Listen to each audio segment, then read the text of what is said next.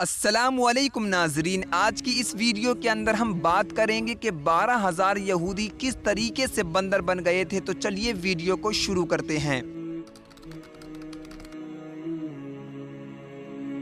روایت ہے کہ حضرت داؤد علیہ السلام کی قوم کے 70,000 آدمی عقبہ کے پاس سمندر کے کنارے ایلا نامی گاؤں میں رہتے تھے، اور یہ لوگ بڑی فراخی اور خوشحالی کی زندگی بسر کرتے تھے۔ اللہ تبارک و تعالیٰ نے ان لوگوں کا اس طریقے سے امتحان لیا کہ ہفتے کے دن مچھلی کا شکار ان لوگوں پر حرام فرما دیا اور باقی دنوں میں شکار کو حلال فرما دیا، مگر اس طرح ان لوگوں کو آزمائش میں مبتلا فرما دیا کہ ہفتے کے دن بے شمار مچھلیاں آتی تھیں اور دوسرے دنوں میں مچھلیاں بالکل بھی نہیں آتی تھیں۔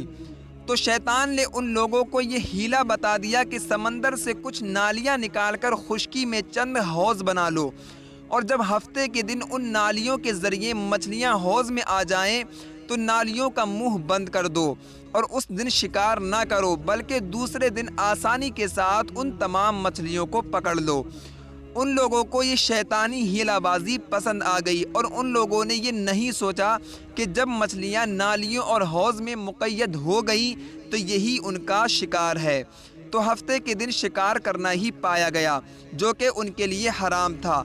اس موقع پر ان یہودیوں کے 3 گروہ ہو گئے تھے۔ کچھ لوگ ایسے تھے جو شکار کے اس شیطانی ہیلے سے منع کرتے رہے اور ناراض و بیزار ہو کر شکار سے باز رہے، اور کچھ لوگ اس کام کو دل سے برا جان کر خاموش رہے، دوسروں کو منع نہ کرتے تھے، بلکہ منع کرنے والوں سے یہ کہتے تھے کہ تم ایسی قوم کو کیوں نصیحت کرتے ہو جنہیں اللہ تبارک و تعالی ہلاک کرنے والا یا سخت سزا دینے والا ہے۔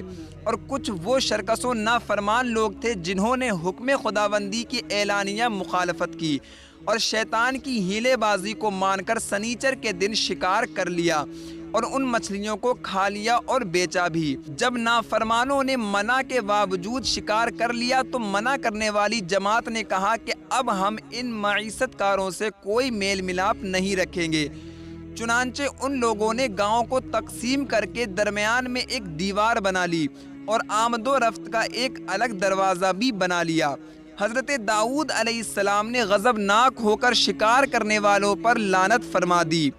اس کا یہ اثر ہوا کہ ایک دن خطا کاروں میں سے کوئی بھی باہر نہیں نکلا، تو انہیں دیکھنے کے لیے کچھ لوگ دیوار پر چڑھ گئے، تو کیا دیکھتے ہیں کہ وہ تمام کے تمام بندر کی صورت میں ہو گئے ہیں، اور اس طریقے سے حضرت داؤد علیہ السلام کی قوم پر اس طریقے کا برا عذاب آیا تھا۔